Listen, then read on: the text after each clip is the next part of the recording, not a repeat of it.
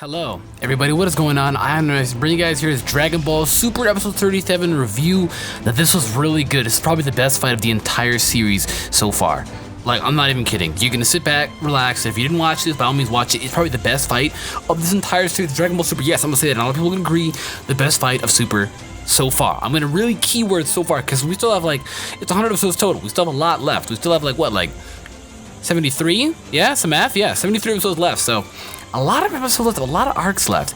But, so now this completely nullifies all those spoiled titles. There was a thing that was going out into the Dragon Ball Z community where it was all titles revealed for the next upcoming episodes to wrap up the Universe arc, which I think the Universe arc ends at 43, 45, I don't know when it ends, something like that. But it was supposed to be confirming all the episodes, or I think it ends around the 40s, somewhere in the early 40s is basically what I'm saying. And it confirms all the episodes and what they're going to be called and stuff like that. And it was predicted that Vegeta and Cabba were to tie and draw with a double knockout.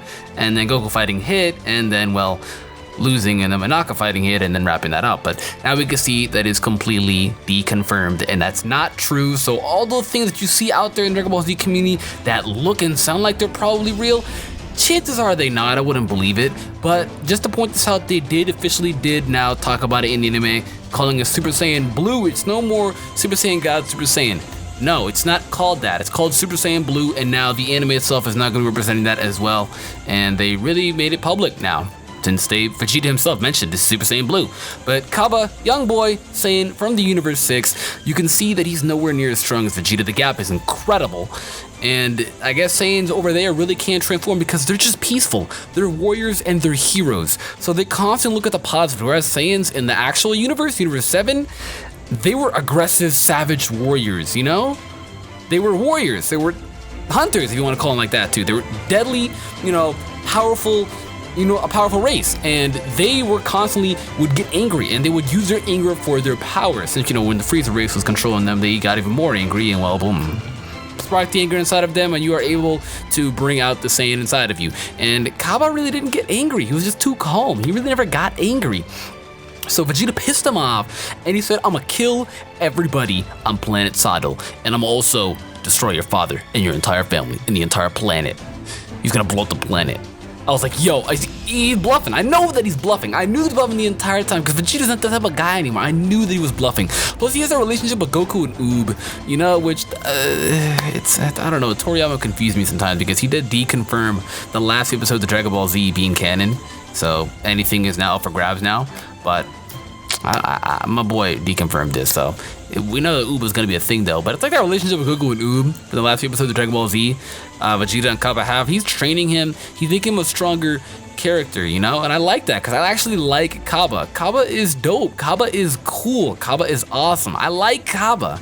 I speak for a lot of us when we say that he's not like Frost. He's not a fraud like Frost. He's actually cool, and he can fight. When he goes Super Saiyan, you can tell his fighting style is very similar to Vegeta's. And I thought that it was weird that he could go Super Saiyan as soon as Vegeta goes Super Saiyan, and he could use Gallic Gun as soon as the match before with Vegeta vs. Vegeta, he used Gallic Gun. And I thought, this is my theory, I thought that the Saiyans of Universe 6 actually just were fast adapters, and they would just easily imitate. They could imitate and completely copy moves and transformations that they could see, from other characters, from other fighters. I thought that's how it went, and I was like, that might be a little busted. Cabba might just be a little busted, but that's unfortunately not the case to where Frost, they never really, why am I saying Frost? Cabba, they never really explained how he can use Gallic Gun. I guess he just can, and this goes to show that he's very similar to Vegeta. I guess this is what Toriyama's trying to really represent here, that he's very similar to Toriyama, I cannot talk to it, I'm sorry. He's very similar, to Vegeta, since his fighting style is the same, and he can also use Gallic Gun. Now, this is really interesting. This probably also made Vegeta more motivated to train Cabba and make him to a stronger fighter. Now, Cabba after the fight, compared to Cabba in the beginning of the fight, became immensely stronger. But at the end of the day, he still cannot completely master the Saiyan power, as he's still confused on how he got into it. The only thing he knows is that he has to use his rage to really get into that form.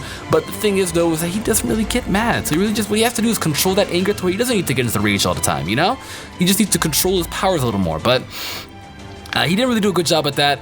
At the beginning, he did. He was blowing Vegeta back, or so you would think. Vegeta was letting that happen. He was sparring with him the entire time. He was training with him, and he was holding back to see that he could bring out the full capability of Cabba. A lot of people thought that Vegeta was getting blown back and he was being pushed. No.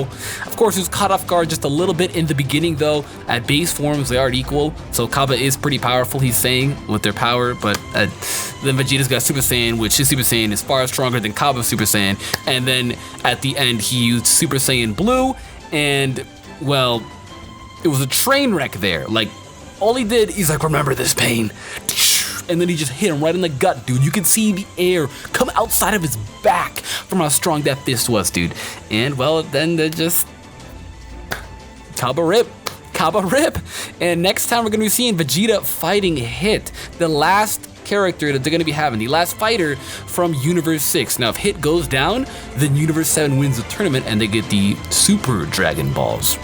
But if Hit wins and Universe 6 wins, well, he gets the cube, which can then allow him to go into any other universe. Now, I feel like Hit might become the main villain of the series.